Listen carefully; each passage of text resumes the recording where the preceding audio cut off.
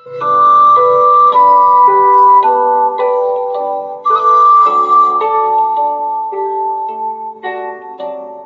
video we'll learn about the topic lightning कि lightning क्या होती है, how does lightning occur. ठीक है, lightning क्या होती है? Streaks of dazzling white light produced in clouds. इसमें क्या होता है, जब जो क्लाउड्स में ना आप देखते हो ना, एक स्ट्रीक सी लाइट आती है, ठीक है ना, डेजलिंग सी, वो क्या ड्यूरिंग थंडरस्टॉर्म, वो क्या होती है? लाइटनिंग. ठीक है, और उसके बाद हमें थोड़ी देर बाद एक साउंड सुनने को मिलती है, वो क्या है? Thunder. Okay, let's go back to sound chapter. अब मेरे को अब बताओ, साउंड हमें बाद में क्यों सुनती है और लाइट पहले क्यों नहीं दिख पहले क्यों क्योंकि दिखती है? कहते लाइट की जो वो है स्पीड वो 3 लाख किलोमीटर पर सेकेंड है और साउंड की स्पीड एयर में 340 मीटर्स पर सेकेंड है. यस, तो इस करके हम लोगों को लाइट पहले दिखती है और साउंड बाद में. ठीक है, अब ये क्यों होता है? जब क्लाउड्स जो होते हैं वो क्लाइड करते हैं, ठीक है ना, ऑपोजिट चार्जेस के ड्यूरिंग, तो वो जब फ्लो ऑफ इलेक्ट्रिक चार्जेस हो रहा होता है तो लाइटनिंग होती है. ठीक है, अब ये किसने बताया था हमें फर्स्ट टाइम? बेंजामिन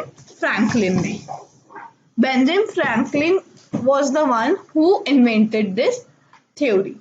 तो उसने इसे प्रूव करने के लिए क्या एक्टिविटी की थी? उसने एक सिल्क काइट ली थी, ठीक है, और उसे मेटल की स्ट्रिंग के साथ अटैच कर दिया था और उसने उसे तब उड़ाया था जब थंडरस्टॉर्म हो रहा था. एंड टच्ड इट्स मेटल की. जब थंडरस्टॉर्म ने उसकी मेटल की को टच किया, उसे इलेक्ट्रिक शॉक लगा. तब उसे ये समझ आ गया कि यहाँ पे तो इलेक्ट्रिक चार्जेस के फ्लो हो रहे हैं जिसकी वजह से लाइटनिंग हो रही है. ठीक है, अब हमारा जो नेक्स्ट पॉइंट है वो ये है कि how do clouds gather charges, मतलब क्लाउड्स के अंदर चार्जेस कैसे आते हैं? Do someone go and charge थे? नहीं, कोई चार्ज नहीं करता.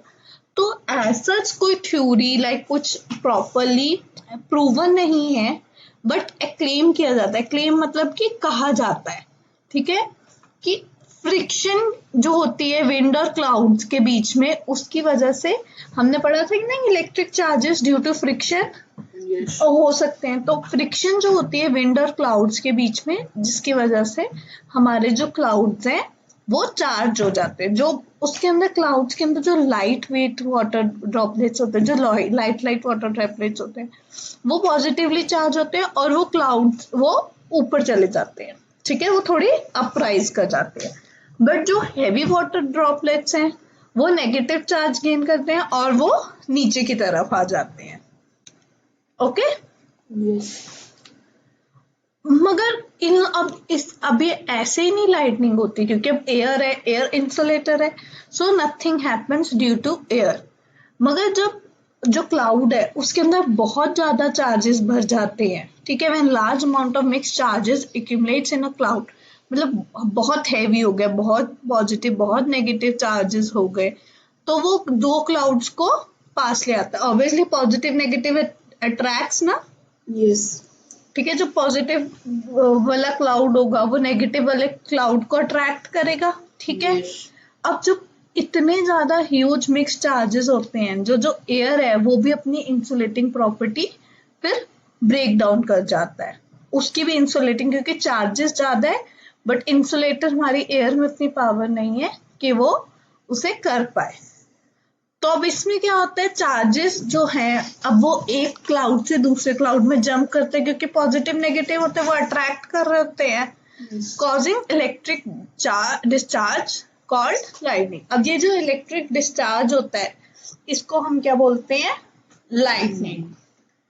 अब जो लाइटनिंग जो करता है वो ना बहुत ज्यादा huge amount of heat produce करता है.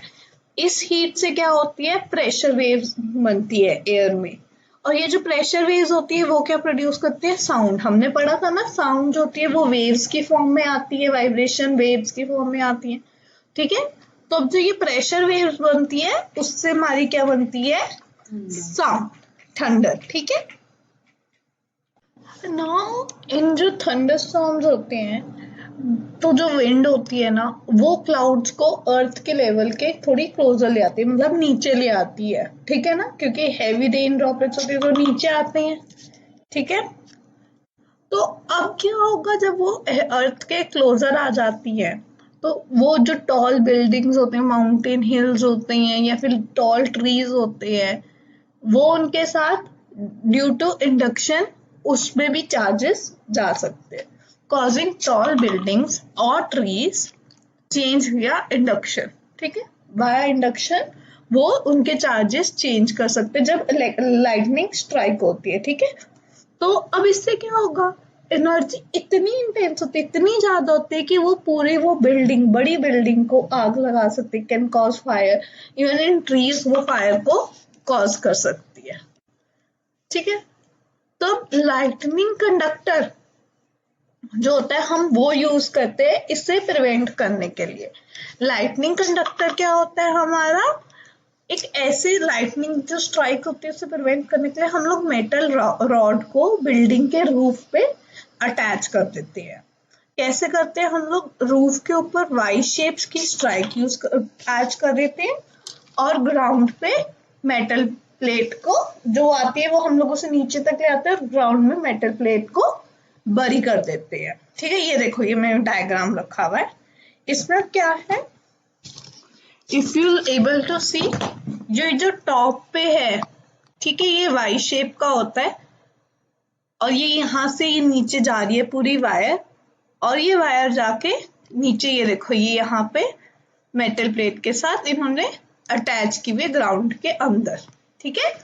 तो अब जब लाइटनिंग स्ट्राइक करेगी, ये बिल्डिंग के लेवल से ऊपर है तो ऑब्वियसली लाइटनिंग यहाँ स्ट्राइक करेगी पहले, और ये कंडक्टिंग पॉइंट वो भी है, मेटल रॉड कंडक्टिंग है, तो यहाँ पे ज्यादा अच्छे से इंडक्शन से तो अब इससे वो बाहर बाहर से नीचे चली जाएगी ट्रेवल और ग्राउंड में चली जाएगी, जिसकी वजह से जो हमारी बिल्डिंग है वो सेफ है, ठीक है, उसके अंदर कोई करंट नहीं आया।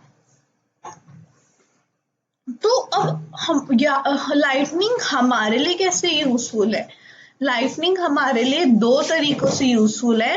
सबसे पहले ऑक्साइड्स ऑफ नाइट्रोजन फॉर्म होते हैं, जब लाइटनिंग होते हैं तो ऑक्साइड्स ऑफ नाइट्रोजन फॉर्म होते हैं जो कि बहुत डिल्यूट नाइट्रिक एसिड होता है, बहुत डिल्यूट नाइट्रिक एसिड मतलब बहुत वीक होता है वो नाइट्रिक एसिड, और वो जब ड्रॉप्स गिरते हैं वो सॉइल पे रिएक्ट करते हैं तो वो मालने बनाते हैं नाइट्रोजियस कंपाउंड, जो ये नाइट्रोजियस कंपाउंड बनाते हैं जब वो सॉइल पे आते हैं, और वो जो नाइट्रोजियस कंपाउंड होते हैं वो हमारे लिए एक्ट करते हैं एज अ फर्टिलाइजर्स, बहुत एक्सीलेंट फर्टिलाइजर, जिससे हमारी क्रॉप्स, हमारी सॉइल बहुत अच्छी हो जाती है। दूसरा क्या है, लाइटनिंग से ओजोन बन सकती है, ओजोन लेयर जो है वो फॉर्म हो सकती है उसके ऑक्सीजन से, जो नाइट्रोजन, जब हमारी लाइटनिंग होती है जो ऑक्सीजन प्रोड्यूस होती है उससे हम लोग, हमारी ओजोन लेयर की फॉर्मेशन में हेल्प होती है। और ओजोन लेयर क्या करती है, हमें प्रोटेक्ट करती है अल्ट्रावायलेट रेज से, दैट आर यूवी रेज, जिससे हमें वो प्रोटेक्ट करती है। अब हम लोगों के पास कुछ सेफ्टी मेजर्स क्या है लाइटनिंग के अगेन। सबसे पहला, अपनी टॉल बिल्डिंग, जो भी टॉल बिल्डिंग्स हैं, ठीक है, उन पे लाइटनिंग कंडक्टर्स लगाओ। दूसरा, अगर आप ड्राइव कर रहे हो तो कार के अंदर रहो, ठीक है, और कार के डोर्स, खिड़कियां सब कुछ बंद करो। अम्ब्रेला नहीं यूज करनी है। अब अम्ब्रेला क्यों नहीं यूज करनी है, क्योंकि अम्ब्रेला का जो टॉप पॉइंट होता है वो मेटल रॉड का बना होता है, अगर वहां पे इलेक्ट्रिक स्ट्राइक हो गई, लाइटनिंग स्ट्राइक हो गई, अम्ब्रेला अपने हाथ में पकड़ी हुई, तो वो रॉड से आपके हाथ में आएगी and you will feel a shock. अब जो पोल्स हैं या मेटल स्ट्रक्चर्स हैं उनके आसपास नहीं खड़ा होना, क्योंकि मेटल्स लाइटनिंग को अट्रैक्ट करेंगे, चार्जेस को अट्रैक्ट करेंगे। अगर आप आउट और आपको कोई शेल्टर नहीं मिल रहा है तो स्क्वाट डाउन करना, मतलब नीचे बैठ जाना है और अपने मुंह को हाथों के अंदर छुपा लेना है। और आप लोगों ने वाटर से भी दूर रहना, क्योंकि वाटर से भी इलेक्ट्रिक चार्जेस वो होते हैं, हमारा इलेक्ट्रिक करंट प्रोड्यूस होता है। और लास्ट पॉइंट, ट्रीज के अंदर भी शेल्टर नहीं लेना, स्पेशली टॉल ट्रीज के अंदर, ठीक है, उनके अंदर भी हमने शेल्टर नहीं लेना।